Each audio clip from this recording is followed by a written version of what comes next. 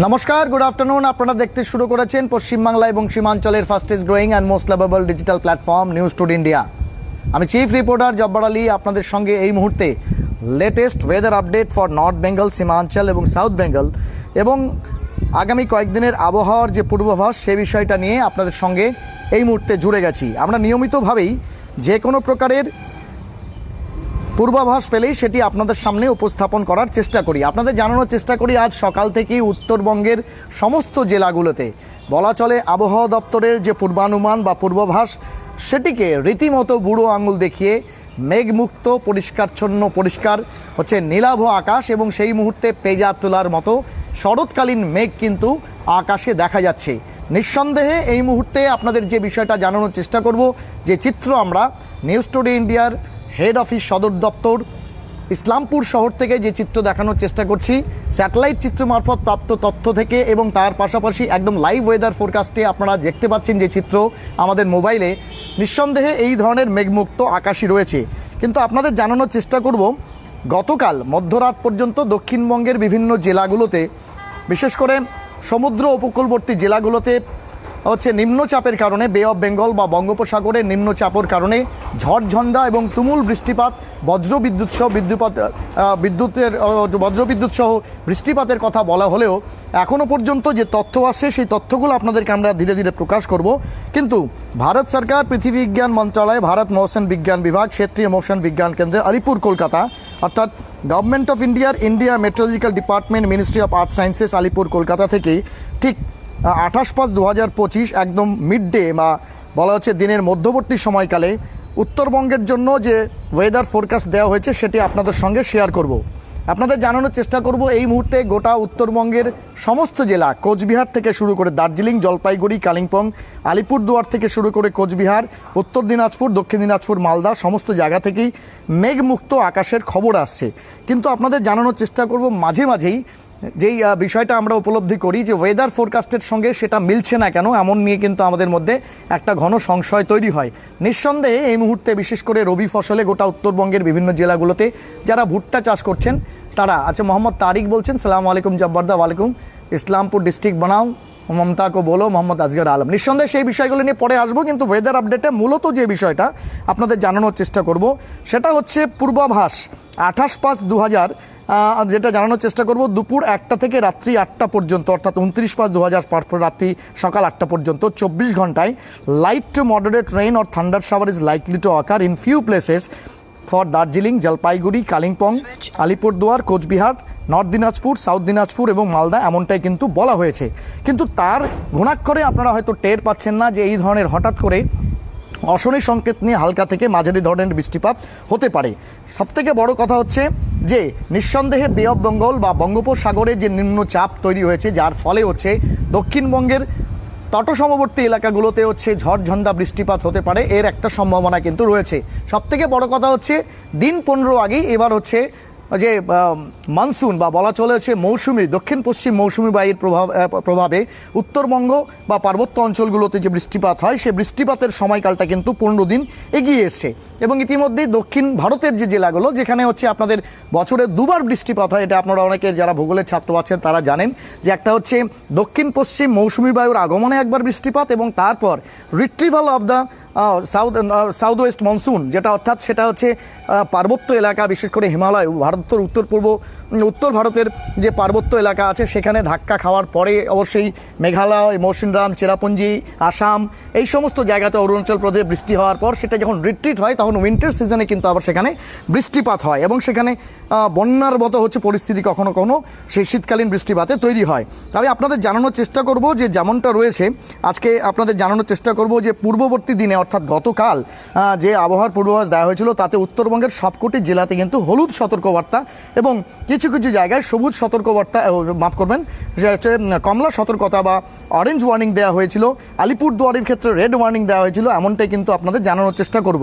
কিন্তু আজ মধ্যবর্তী সময়কালে আবহাওয়ার যে পরিবর্তন, সেই পরিবর্তনটাকে সামনে রেখে কিন্তু ইতিমধ্যেই ওয়েদার বুলেটিনের যে ওয়ার্নিংগুলো তাতে কিছুটা পরিবর্তন হয়েছে। আজকে একদম আজ এবং আগামীকাল উত্তরবঙ্গ সমস্ত জেলাগুলো জেলাগুলো দার্জিলিং, জলপাইগুড়ি, কালিম্পং, আলিপুরদুয়ার, কোচবিহার, নর্থ দিনাজপুর, সাউথ দিনাজপুর এবং মালদা, এই সবকটি জেলাতে, উত্তরবঙ্গের এই সবকটি জেলাতে কিন্তু পরিষ্কার পরিচ্ছন্ন মেঘমুক্ত আকাশ থাকবে। অর্থাৎ সেখানে হালকা থেকে মাঝারি ধরনের বৃষ্টিপাত কিছু কিছু স্থানে হলেও মূলত আকাশ পরিষ্কার থাকবে। স্বাভাবিকভাবেই এই মুহূর্তে গোটা উত্তরবঙ্গে বিশেষ করে চাষিরা যারা রবি ফসল চাষ করছেন এবং সেই পরিপক্ক ভুট্টা, বিশেষ করে ভুট্টা হচ্ছে ঘরে তুলছেন, শোকানোর চেষ্টা করছেন, তাদের জন্য নিঃসন্দেহে এটা একটা সুবর্ণ সুযোগ, গোল্ডেন অপরচুনিটি, যে রাইপেনিং অফ ফ্রুটস এবং তারপরে হারভেস্টিংটা সেটা কিন্তু খুব ভালো মতো করে নিতে পারবেন। কিন্তু আপনাদের জানানোর চেষ্টা করব পার্বত্য এলাকা দার্জিলিং এবং তার পাশাপাশি হচ্ছে কালিম্পং এবং কার্শিয়াংয়ের ক্ষেত্রে আগামীকাল থেকে হলুদ সতর্কতা জারি করা হয়েছে সেই সমস্ত জায়গা থেকে। অর্থাৎ আগামীকাল বলতে 29/5/2025 হচ্ছে সকাল 8:30 থেকে 30/5/2025 সকাল 8:30 পর্যন্ত আগামী 24 ঘন্টায় হালকা থেকে মাঝারি ধরনের বজ্রবিদ্যুৎ সহ বৃষ্টিপাত অর্থাৎ 7 থেকে 10 সেন্টিমিটার বৃষ্টিপাত হতে পারে। জলপাইগুড়ির ক্ষেত্রে কমলা সতর্কতা জারি করা হয়েছে, সেখানেও 7 থেকে 10 সেন্টিমিটার বৃষ্টিপাত হতে পারে বা সেই বৃষ্টিপাতের পরিমাণ কিন্তু 12 থেকে 20 সেন্টিমিটার হতে পারে। কালিম্পংয়ের ক্ষেত্রে যেমনটা জানানো হচ্ছে যে heavy rain that is 7 to 11 centimetre is likely to occur in 1 or 2 places. পাশাপাশি আলিপুরদুয়ারের ক্ষেত্রে হেভি রেইনের কথা বলা হয়েছে, অর্থাৎ সেখানে 7 থেকে 11 centimetre. Very heavy rainfall, 12 to 20 centimeter is likely to occur at 1 or more 2 places. কোচবিহারের ক্ষেত্রে হেভি রেইনের কথা বলা হয়েছে, সেক্ষেত্রে কিন্তু 7 থেকে 11 সেন্টিমিটার বৃষ্টিপাত হতে পারে। উত্তর দিনাজপুরের ক্ষেত্রে এবং দক্ষিণ দিনাজপুর এবং মালদার ক্ষেত্রে হলুদ সতর্কতা জারি করা হয়েছে, সেখানে 7 থেকে 11 সেন্টিমিটার বৃষ্টি সংক্রান্ত বিষয় নিয়ে হলুদ সতর্কতা জারি করা হয়েছে। কিন্তু যে বিষয়টা আপনাদের জানানোর চেষ্টা করব, এই হলুদ সতর্কতা যা জারি করা হয়েছে সেগুলো আগামীকাল হচ্ছে পরিষ্কার পরিচ্ছন্ন আকাশের পর দ্বিতীয় দিন অর্থাৎ তৃতীয় দিন থেকে কিন্তু দার্জিলিং জেলার জন্য কমলা সতর্কতা অর্থাৎ 7 থেকে 11 সেন্টিমিটার বা কোনো কোনো স্থানে 11 থেকে 20 সেন্টিমিটার বৃষ্টিপাত হওয়ার সম্ভাবনা রয়েছে, অর্থাৎ ভারী বৃষ্টি হতে পারে। জলপাইগুড়ি জেলার ক্ষেত্রেও হচ্ছে আজ এবং কাল এই দুদিন বাদে তৎপরবর্তী আগামী 3 দিনে কিন্তু কমলা সতর্কতা জারি করা হয়েছে, অর্থাৎ সেখানে heavy rain or very heavy rain that is from 7 to 11 centimetre আর 12 to 20 সেন্টিমিটার হওয়ার সম্ভাবনা হয়েছে। আবহাওয়া নিঃসন্দেহে একটা অনিশ্চিত ব্যাপার, অনিশ্চয়তার ব্যাপার, সেই জন্য কিন্তু আপনাদের এই বিষয়গুলো জানানো। কালিম্পংয়ের ক্ষেত্রে যেমনটা দেখতে পাচ্ছি যে আজ এবং আগামীকাল দুদিন পরিষ্কার পরিচ্ছন্ন মেঘমুক্ত আকাশ থাকলেও পরের দিন হালকা বৃষ্টিপাত 7 থেকে 11 সেন্টিমিটার এবং পরপর দুদিন, তার 1 জুন 2025 থেকে 2/6/2025 রাত্রি সকাল 8:30 পর্যন্ত 24 ঘন্টায় পরবর্তীতে গোটা উত্তরবঙ্গের সবকটি জেলা, তার মধ্যে মালদা বাদ দিয়ে সবকটি জেলাতে হালকা থেকে মাঝারি ধরনের বৃষ্টিপাত হতে পারে। এবং তারপর ডে 6 অর্থাৎ যেটা আমরা দেখতে পাচ্ছি এই মুহূর্তে যে 2রা জুন সকাল 8:30 থেকে 3রা জুন 2025, তো প্রাইম চ্যানেল থেকে শুরু করে আজকের বিভিন্ন সংবাদপত্র আপনারা যদি লক্ষ্য করেন সেক্ষেত্রে আমরা দেখব যে সেখানে কিন্তু মৎস্যজীবী থেকে শুরু করে প্রত্যেকের জন্য যারা সমুদ্রে হচ্ছে রুজি রুটির জন্য বা জীবিকার জন্য যান তাদের জন্য কিন্তু হচ্ছে সতর্কবার্তা জারি করা হয়েছিল। আপনাদের জানানোর চেষ্টা করব। আর আজ উত্তরবঙ্গের সমস্ত জেলাগুলোতে তাপমাত্রার পারদ 37 ডিগ্রি 38 ডিগ্রি ছুঁয়েছে, কিন্তু যেহেতু বাতাসে আপেক্ষিক আর্দ্রতার পরিমাণ বেশি রয়েছে সেজন্য সেই তাপমাত্রার পারদ কিন্তু হচ্ছে 37-38 ডিগ্রির মধ্যে থাকলেও সেখানে তাপমাত্রার পারদ কিন্তু রীতিমতো 37-38 ডিগ্রি এবং সর্বনিম্ন দার্জিলিং জেলার ক্ষেত্রে যেটা দেখেছি 26 ডিগ্রি সেন্টিগ্রেড থাকলেও তার ফিলিংস কিন্তু 44 ডিগ্রি সেন্টিগ্রেড রয়েছে। এই মুহূর্তে আমাদের একজন দর্শক শ্রোতা সরতাজ নুরিতি লিখছেন শিলিগুড়ি में টেম্পারেচার 40 ডিগ্রি হ্যাঁ, নিঃসন্দেহে এটা হওয়ার সম্ভাবনা আছে, এতে কোনো সন্দেহ নেই। ফিলিংসটা কিন্তু 44 ডিগ্রি উত্তরবঙ্গের সবকটি জেলাতে রয়েছে, এমনটাই হচ্ছে জানানোর চেষ্টা করছি। দক্ষিণবঙ্গের ক্ষেত্রে হচ্ছে তাপমাত্রার পারদ 31 থেকে 38 ডিগ্রি সেন্টিগ্রেডের মধ্যে ঘোরাফেরা করলেও তার ফিলিংসটাও মোটামুটি 39 থেকে 40 ডিগ্রি। এবং সেক্ষেত্রে আমরা দক্ষিণবঙ্গের জন্য যে ওয়েদার বুলেটিনটা আপনাদের সামনে প্রকাশ করব সেটা জানানোর আগে আপনাদের জানানোর চেষ্টা করব যে এটা বাস্তব। এবং এই মুহূর্তে যে উইন্ড হচ্ছে অ্যাপ রয়েছে, অর্থাৎ যে জুম অ্যাপ আমরা ব্যবহার করি সাধারণত, উইন্ড জুম অ্যাপ, যার ফলে হচ্ছে আমরা অবশ্যই যে সাইক্লোনিক অ্যালার্টগুলো সম্বন্ধে জানার চেষ্টা করি। সেই ক্ষেত্রে আমরা যেমনটা দেখতে পাচ্ছি যে সাইক্লোনিক অ্যালার্ট কিন্তু বিভিন্ন জায়গায় থেকে আসছে, যেমনটা আপনাদের জানানোর চেষ্টা করব যে পূর্ব মেদিনীপুর, পশ্চিম মেদিনীপুর, উত্তর 24 পরগনা এবং দক্ষিণ 24 পরগনা জেলাতেই কিছু কিছু জায়গায় gusty wind that is 150 to 165 kilometre gusting এমনটা কিন্তু হতে পারে।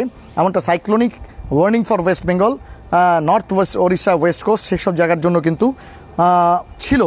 কিন্তু আপনাদের জানানোর চেষ্টা করব আমাদের কাছে ইতিমধ্যেই যে তথ্যগুলো চলে আসছে তাতে দেখা যাচ্ছে যে যে সাইক্লোন শক্তি বা বলা চলে নিম্নচাপ হচ্ছে বে অফ বেঙ্গলে তৈরি হয়েছে, তা কলকাতা থেকে এই মুহূর্তে বলা চলে খুব বড় জোর হচ্ছে 12 থেকে 14 কিলোমিটার ডিস্টেন্সে রয়েছে এবং খুব স্বাভাবিকভাবেই সেটি হচ্ছে এই মুহূর্তে 55 কিলোমিটার প্রতি ঘন্টা এই গতিবেগে এগোচ্ছে এবং সেটি একদম তটবর্তী এলাকাগুলোতে, বিশেষ করে হচ্ছে কাকদ্বীপ এলাকা, সুন্দরবন এলাকা, সেই সমস্ত এলাকাতে অনেকটা গতি কমিয়ে হচ্ছে 12 থেকে 15 কিলোমিটার গতিবেগে কিন্তু সেটি আছড়ে পড়তে পারে এবং তার ফলে দক্ষিণবঙ্গে ঝড়ঝঞ্ঝার সম্ভাবনা কিন্তু রয়েছে, এমনটাই কিন্তু আবহাওয়া দপ্তর সূত্রে জানানো হচ্ছে। অর্থাৎ গোটা দক্ষিণবঙ্গের জেলাগুলোতে কিন্তু আমরা যেমনটা দেখতে পাচ্ছি যে দক্ষিণবঙ্গের জেলাগুলোতে কিন্তু ঝড় হওয়ার সম্ভাবনা প্রবল রয়েছে।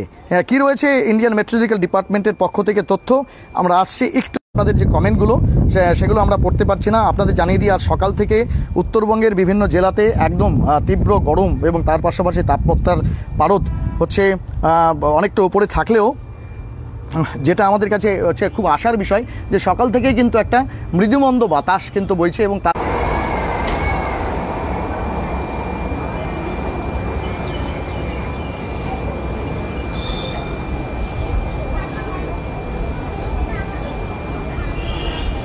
আবার আমরা নেটওয়ার্ক ইস্যুর থেকে কিছুটা বেরিয়ে এসে আপনাদের সঙ্গে যুক্ত হয়েছি। আইএমডির পক্ষ থেকে যে তথ্যগুলো আসছে সেটা আপনাদের সঙ্গে শেয়ার করব, কিন্তু তার আগে আমরা অবশ্যই ইতিমধ্যেই আমাদের কাছে কিন্তু সেই জায়গাটাও সেটা হচ্ছে ডাউনলোডেড হয়ে চলে এসেছে ইতিমধ্যে।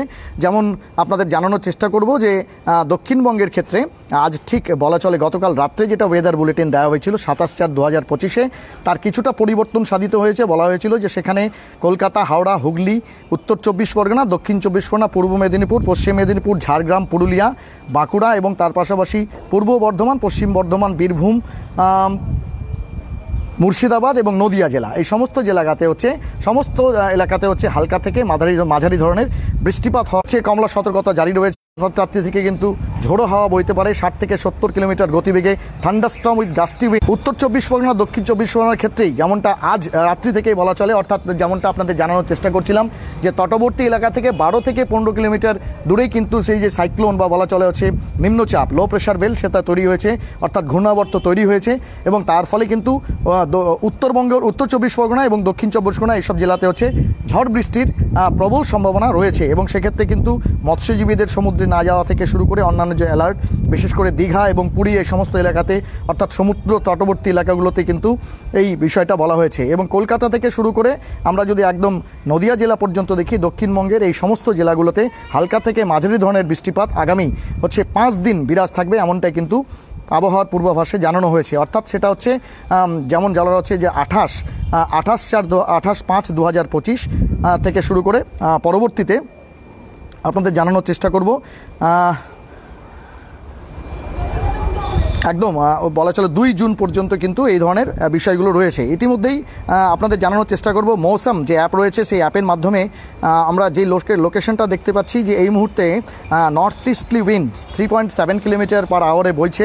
অবজারভেশন যেটা দেখা যাচ্ছে, সানরাইজ আজকে 4:52 হয়েছে ইন্ডিয়ান স্ট্যান্ডার্ড টাইমে, সানসেট 6:15 হবে, মুনরাইজ 5:30 PM হচ্ছে IST এবং মুনসেট হচ্ছে 7:45 এবং সেক্ষেত্রে হচ্ছে যেমনটা আপনাদের জানানোর চেষ্টা করব স্যাটেলাইট চিত্র অনুযায়ী রাডারি চিত্র ধরা পড়ছে এই মুহূর্তে ঘূর্ণাবর্ত, যেটা মৌসুম থেকে জানাচ্ছে মৌসুম imd.com। আমরা একটু আপনাদের দেখানোর চেষ্টা করব সেই স্যাটেলাইটের চিত্রটা, হয়তো কিছুটা হয়তো আপনাদের কাছে আসবে, কিন্তু না, সেটা হচ্ছে আমরা আপনাদের এক্স্যাক্টলি দেখাতে পারছি না এই মুহূর্তে।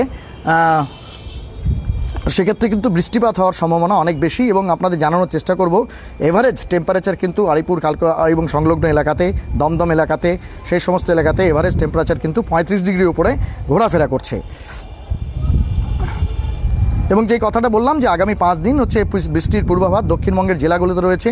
रहा सवाल आप बहुत सारे सीमांचल के दर्शक श्रोता हमारे साथ जुड़ते हैं और हम उसको आपको वेदर अपडेट के बारे में जानने की जानकारी देने की कोशिश करते हैं। आप सभी को बता दें যে এই মুহূর্তে কিন্তু আমাদের কাছে अब हमारे पास जो वेदर फोरकास्ट का जो अपडेट आ गया है, आपको बता दें कि उत्तर दिनाजपुर जिला के सटी हुए इलाका या फिर कह सकते हैं एकदम दार्जिलिंग जिला से सटी हुई सीमांचल के जो इलाका है, चाहे वो ठाकुरगंज हो, बहादुरगंज हो, पुठिया हो, अररिया तक, कम से पूर्णिया जिला हो, किशनगंज हो, इस सभी जिला के लिए इसी तरह का कह सकते हैं झरझंझा से संबंधित जो कह सकते हैं मौसम, उस तरह का मौसम बरकरार रहेगा। यानी उत्तरी दिनाजपुर जिला में या फिर कह सकते हैं दार्जिलिंग जिला में जिस तरह का मौसम का परिवर्तन होने जा रहा है, उसी तरह का मौसम रहेगा। सबसे बड़ी बात है कि टेम्परेचर जो है, ये टेम्परेचर का पारा अभी 37 से 38 डिग्री के आसपास घूम रहा है, लेकिन हवा में कह सकते हैं दर्जे हरारत इस वक्त कह सकते हैं कि आंधी तूफान को जो संभावना कह सकते हैं साउथ बंगाल में दिया गया है, इसका कुछ असर सीमांचल इलाके में भी पड़ सकता है। ऐसा ही बिहार का जो वेदर फोरकास्ट डिपार्टमेंट है इसके तरफ से कहा गया है। अच्छा, अब आपके कमेंट के बारे में हम जिक्र करने जाएंगे। सबसे बड़ी बात है, बहुत सारे लोग हमें कमेंट्स करते हैं और कमेंट करने के बाद हम उसके बारे में आपके साथ राब्ता करके आपके इलाके में मौसम का क्या मिजाज है। अयूब आलिम लिख रहे हैं हाई, सरताज नूरी का तो हम पढ़ लिए, अहमद रजा लिख रहे हैं गुड जॉब। लेकिन सबसे बड़ी बात है कि इस्लामपुर বিভূতিভূষণ বিশ্বাস তিনি লিখছেন বৃষ্টি হবে না। হ্যাঁ, নিঃসন্দেহে বৃষ্টি হওয়ার সম্ভাবনা আছে, কিন্তু দক্ষিণবঙ্গের জেলাগুলোতে বৃষ্টি হচ্ছে হওয়ার সম্ভাবনা 99%, এমনটাই কিন্তু আবহাওয়া দপ্তরের পূর্বাভাস। কারণ আমরা অগ্রিম বাড়িয়ে কিছু বলতে আপনাদের কাছে আগ্রহী নেই।